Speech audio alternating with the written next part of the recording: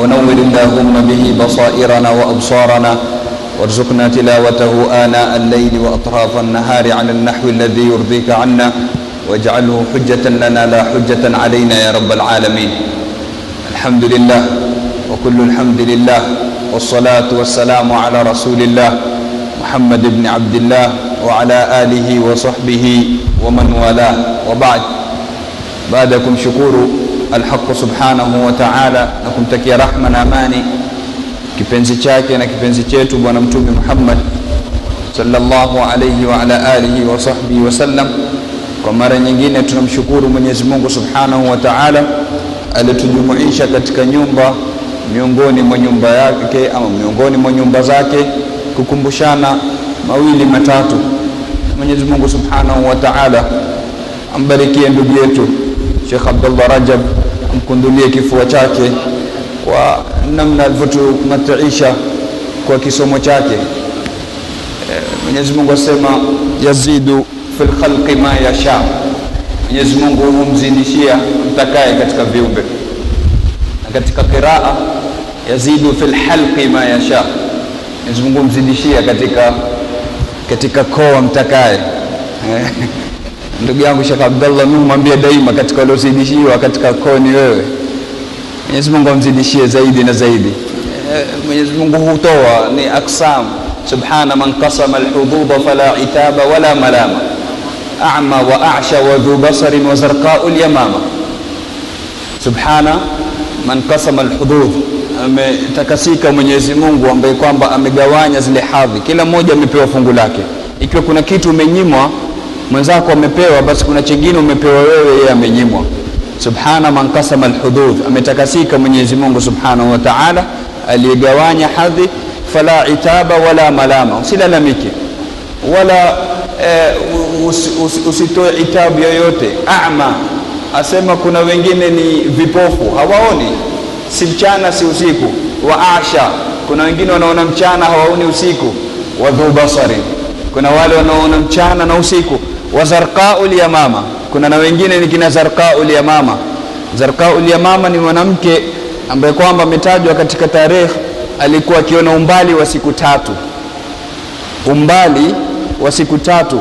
Jamaa zake wakimpandisha juu ya mlima wakimwambia hebu angalia kuna maadui wanaokuja kutuvamia, basi walikuwa hawavamiwi ghafla watu kama hawa kwa sababu ya zarqa'ul yamama. Mwenyezi Mungu Subhanahu wa Ta'ala amkundulie kifua chake, amzidishie, ambarikie katika umri wake. Innahu waliyyu dhalika wal qadiru alayhi.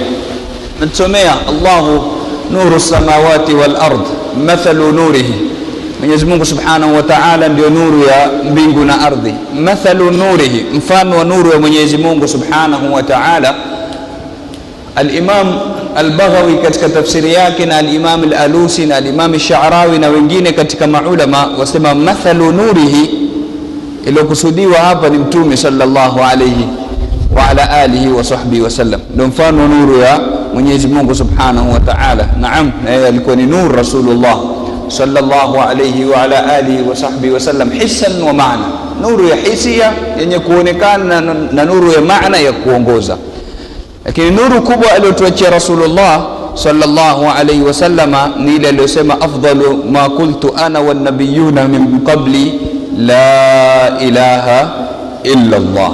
Bora nilichokisema mimi na manabii waliokuwa kabla yangu ni la ilaha illa Allah. Katika hadithi nyingine akisema qulu la ilaha illa Allah tuflihu, semeni la ilaha illa Allah mutapata kufaulu. Kwa hivyo mwavuli ambao kwamba unatukusanya mimi na wewe na waislamu wote ni mwavuli wa nini?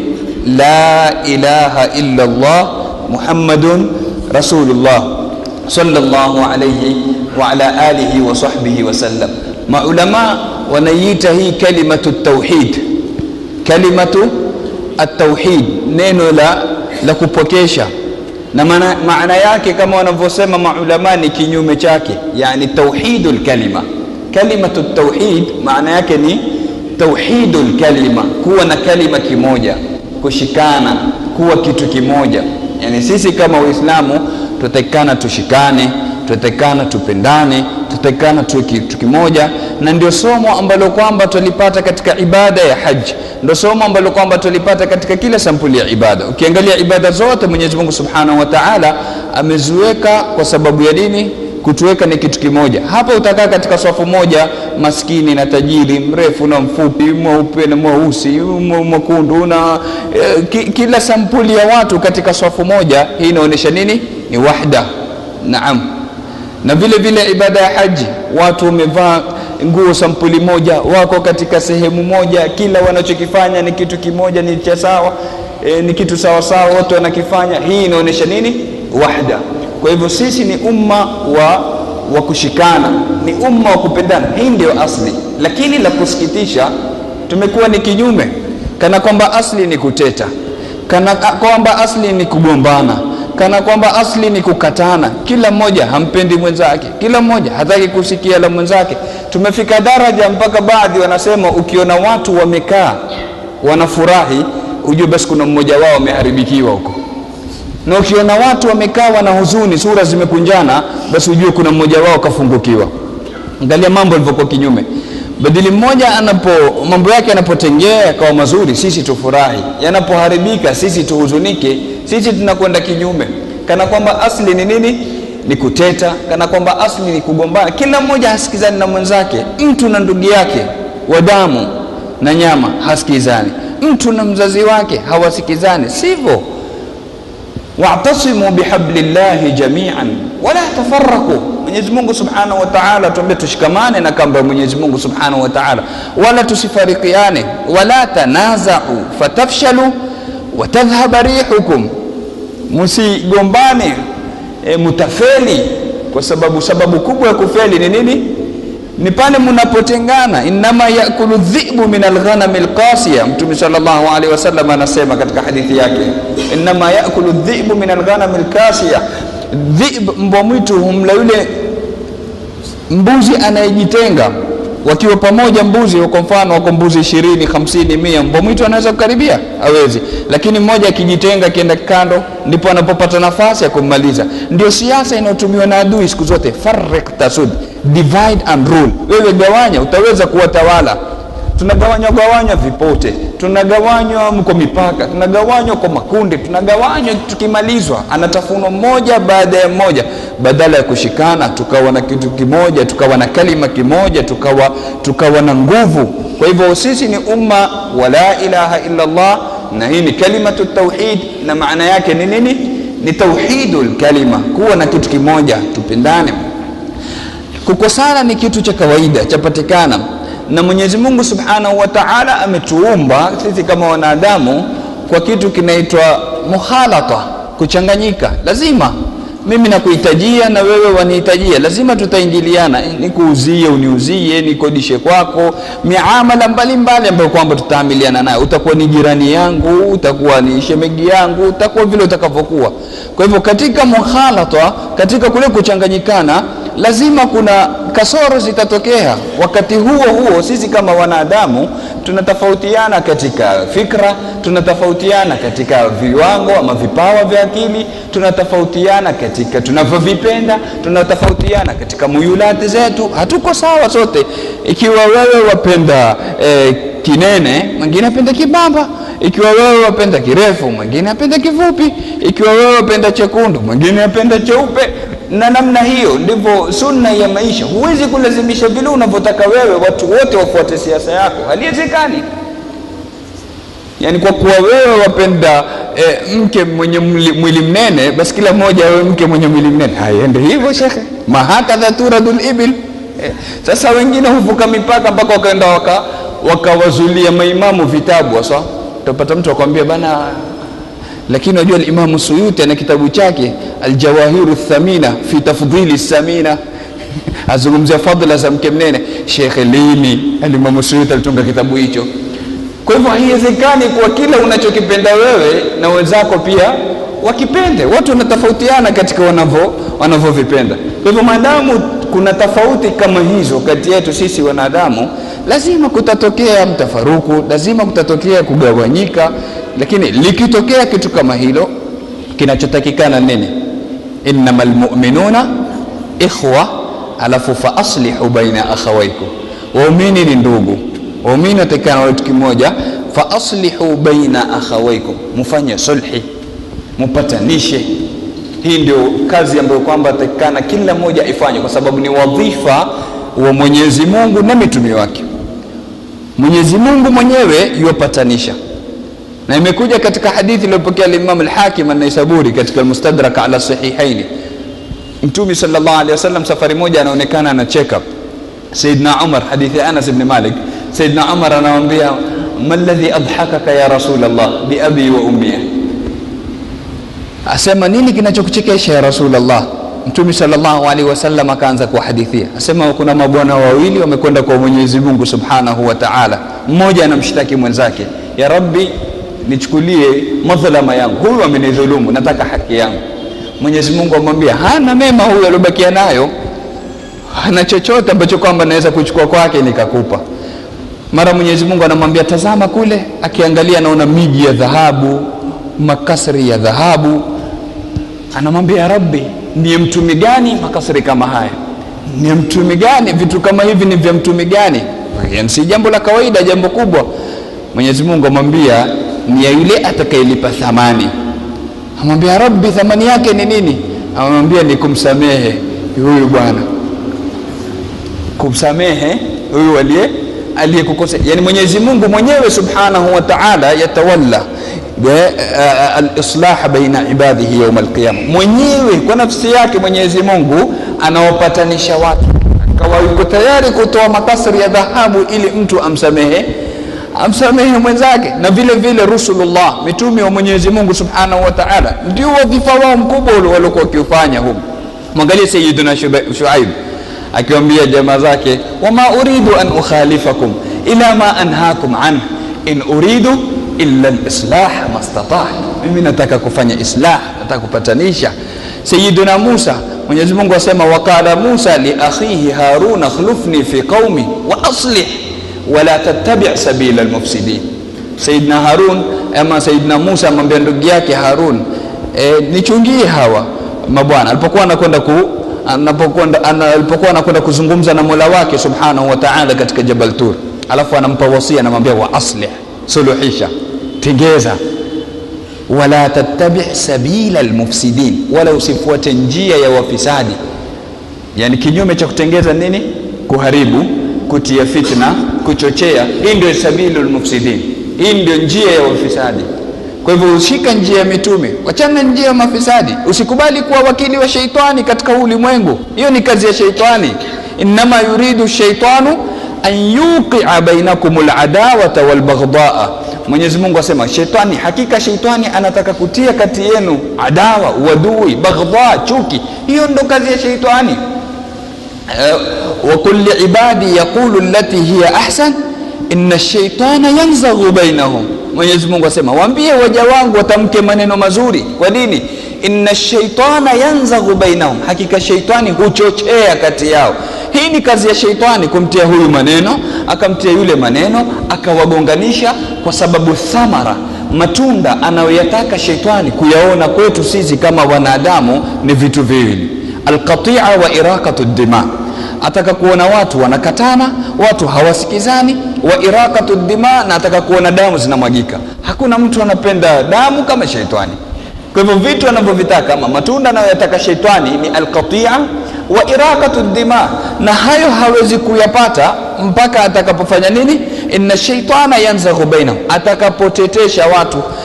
Itaanza na nazgh, kuchochea, atamtia huyu maneno, amtie yule maneno, awagombanishe, waanze kutukanana, damu ichemke, hasira zipande, mapanga yaanze kutoka, kama ilivyotokea kati ya Muhajirina na Ansar wakati wa Mtume sallallahu alaihi wasallam. Angalia jambo la kwanza alilofanya Mtume alipofika Madina, alifanya nini? Akha baina almuhajirina wal ansar, alileta undugu, alifanya undugu, aliopatanisha kati ya Muhajirina na Ansar. Bali kabla ya hapo, akha baina al-Aus wal Khazraj, alipatanisha kati ya Aus na Khazraj. Aus na Khazraj ni makabila makubwa yaliokuwa yakiishi Madina, walikuwa wakipigana kwa muda wa karne 3, miaka 300 watu wanapigana. nafsi nyingi zilipotea, damu nyingi zilimwagika, lakini Mtume sallallahu alaihi wasallam anakuja anawapatanisha, wakasahau yote yale yaliokuwa yakitokea, makosa yote yale yaliyotendeka, kila mmoja akajitolea, akasahau, yani ikawa kila mmoja hataki tena kisasi chake, hata kama ni babake na ni wake aliuliwa. Kwa sababu ya nini? Ikha aloifanya Rasulullah sallallahu alaihi wasallam na kuwafanya ni kitu kimoja. Lakini kama kawaida ya sheitani, hasikii raha anapoona watu wako pamoja, haoni raha anapoona watu wameshikana wanapendana, akaanza kuwatia maneno. Na kama tulivyosema kuwa sheitani ana mawakili katika huu ulimwengu, sikubali kuwa wakili wake. Na katika mawakili wa sheitani katika huu ulimwengu, Yahudi, akawa anawatuma baadhi ya Mayahudi wakienda wakiwachochea sasa wale Aus na Khazraj. Anakwenda kwa Aus anatia maneno, anakwenda kwa Khazraj anatia maneno. Kuna siku inaitwa Yaumu Bu'ath, katika vita vikubwa vilopatikana kati ya Aus na Khazraj, ni vita vilokuwa vya Yaumu Bu'ath. Walikufa watu wengi, damu nyingi zilimwagika. Basi wakaanza kwenda kuwakumbusha Yaumu Bu'ath, wakaanza kutaja mashairi yaliyotungwa wakati ule, zile damu zikaanza kuchemka, watu wakawa wanatoa mapanga, wako tayari kupigana.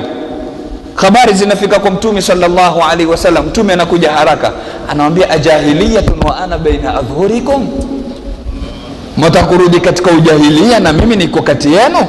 Da'uha fa innaha muntina, wachana nayo hiyo fitna, ni fitna yenye harufu mbovu, yenye kunuka, fitna mbaya. Baada ya kutoka katika ujahilia kama huo na kuwapatanisha, mmekuwa ni kitu kimoja, mmeshikana, sasa mna nguvu, mwanza kupambana na adui wenu. Leo mnampa nafasi adui wenu awagawanye, leo mnampa nafasi adui wenu atie chuki kati yenu, mwanza kupigana.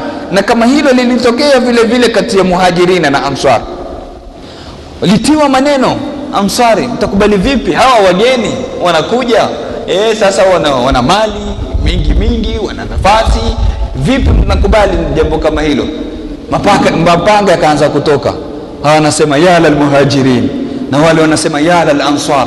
Maneno yanafika kwa Mtume sallallahu alaihi wasallam, anakuja anawaambia da'uha fa innaha muntina, wachana nayo fitna kama hiyo. Kwa hivyo hii ni kazi ya sheitani.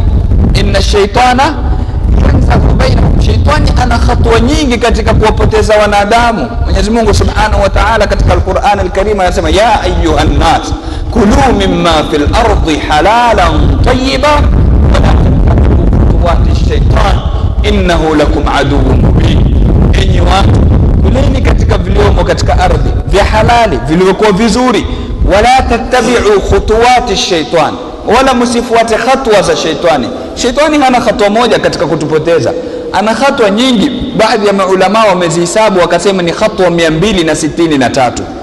Angalia, kwa sababu ni ahadi ashaichukua kitambo kutupoteza. Alimwambia Mwenyezi Mungu, araaitaka hadha alladhi karramta alayya la in akhartani ila yawm alqiyama la ahtanikanna dhurriyatahu illa qalila. Umeona huyu uliyemfanya bora kushinda mimi, yani sayyiduna Adam alayhi salam. Umeona huyu, la in akhartani ila yawm alqiyama, ikiwa utaniwacha mpaka siku ya kiyama, la ahtanikanna dhurriyatahu illa qalila. Sema watoto wake nitawafanyia ihtinak isipokuwa wachache. Vita vyake vikaja kwa nani? Kwetu sisi watoto sayyiduna Adam alayhi salam. Asema la ahtanikanna, ihtinak itakamana hanak, ni kile chuma anachotiwa farasi katika mdomo alafu zinafungwa pande mbili zikamba. Ihtinak, ukishamtia hanak ule farasi, basi unampeleka utakavyo. Utaka kumpeleka, kumsimamisha, kulia, kushoto. Shaitani ataka hivyo, akufanyia ihtinak, awe atakupeleka atakavyo yeye. Fanya hili, usifanye lile, nenda hivi, usende vile. Sasa sema la ahtanikanna dhurriyatahu illa qalila, kwa kuwa ni ahadi ashaichukua shaitani ya kutupoteza sisi, basi ana njia nyingi sana za kutupoteza. Na njia kama tulivyosema maulama wamezihesabu, wasema ni 263 na zinaweza kuwa zaidi ya hivyo. Kwa hivyo katika njia anazozitumia shaitani katika kutupoteza ni kitu kinaitwa at-tahrish. Mtume sallallahu alaihi wasallam katika Bukhari aliposema inna shaitana yaisa, na katika riwaya nyingine aisa an ya'budahu almusalluna fi jazirati alarab walakin fi at-tahrish bainahum. Shaitani ashakata tamaa kuabudiwa, ajua hawezi kuabudiwa. Khalas, kila mmoja na la ilaha illa Allah Muhammadur Rasulullah ndani ya moyo, kuabudiwa jua haabudiwi tena. Lakini walakin fi tahrishi bainahum, kilichobakia sasa anachokitaka kwetu sisi waumini ni tahrishi, ni huku kuchochea. Tahrishi ni nizaa, tahrishi ni tanafus, ni kushindana, kukatana. Hichi ndio anachokitaka shaitani, na ndio naona katika huu ulimwengu kila kitu kimekuwa na tanafus, mashindano katika kila kitu, mpaka katika uzuri utasikia sijui Miss nani, katika sijui michezo, katika mitihani, katika kila kitu kuna tanafus ndani yake. Bali vipindi ambavyo kwamba vinaangaliwa na watu wengi duniani ni vipindi gani? Hivyo vya tanafus, talk show. Viangalia vipindi vya kina opera, sijui Al-Ittijahul Muakis katika Al Jazeera, ndio vipindi vinavyofuatiliwa zaidi, kwa sababu kuna mvutano, kuna kutukanana, kuna kujibizana, kutoleana maneno. Hicho ndo anachokitaka shetani. Mara utasikia kuna mashindano ya waimbaji. Kana MBC, channel ya MBC kwa siku moja walitia dola milioni 40 kwa sababu ya tanafus kati ya waimbaji wawili wanashindania. Dola milioni 40. Shekha, hii ni mizania ya daula. Mizani ya dola hii, dola nzima za kutumia pesa kama milioni 40 dola. Kwa sababu ya nini? Kwa sababu waimbaji wawili washindana. Kwa hivyo hichi ndo anachokitaka shaitani, tanazo. Kwa sababu katika kushindana kuna kuteta, katika kushindana kuna kukatana. Walakin fi tahrishi bainahum, shaitani yuko katika nini? Kututetesha, katika tanafus, katika tanazo ambayo kwamba anazitia ndani yetu. Tunda analolitaka tumesema ni nini? Al-qati'a wa irakatu dima. Ataka kuona watu wameteta, ataka kuona watu wametengana. Kwa hivyo angalia, kuwa makini ndugu yangu, usiwe wewe ni katika mawakili wa shaitani ukawa ni sababu ya kutetanisha watu. Kuwa ni katika mawakili wa mitumi, kuwa ni katika mawakili wa Mtume sallallahu alaihi wasallam, uwe wewe ni sababu ya kupatanisha. Anapokuja mtu akakushtakia mwenzake, unaruhusiwa hata kusema urongo. Mtume sallallahu alaihi wasallam katika hadithi iliyopokewa na Imam Muslim kutoka kwa Abu Huraira anasema, afwan, iliyopokewa na Imam al-Bukhari kutoka kwa Ummu Kulthum, Mtume sallallahu alaihi wasallam anasema, laysa al-kadhabu alladhi yuslihu baina an-nas fayunmi khaira au yaqulu khaira. Mtume asema si mrongo yule ambaye kwamba anasuluhisha na kupatanisha kati ya watu, fayunmi khaira, akakuza khairi, wayakulu khaira, na akasema mema, akasema mazuri. Yani unaruhusiwa kusema urongo katika nini? Katika kupatanisha. Na ikiwa unaruhusiwa kusema urongo katika kupatanisha, na al-aksu sahih, vile vile kinyume yake ni sahihi. Yani haifai kusema ukweli katika kugombanisha. Ukweli sio, lakini maadamu utapelekea watu kugombana, maadamu utapelekea watu kukatana na kuteta, hufai kusema, ni haramu, pamoja na kuwa ni ukweli.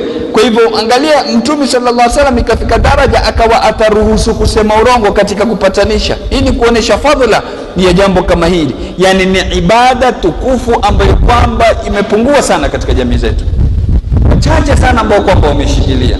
Na kama alivyosema Al-Hasan al-Basri, fadhila yake kubwa. Al-Hasan al-Basri anasema yule ambaye kwamba kazi yake ama anafanya kupatanisha kati ya watu, basi Mwenyezi Mungu Subhanahu wa Ta'ala humlipa kwa kila neno, sio kwa kila kupatanisha, kwa kila neno analolitumia katika kupatanisha anapata thawabu ya kuacha huru mtumwa. Kwa kila neno antumia maneno 100, ana thawabu ya kuacha huru watumwa 100. Ila daraja kubwa.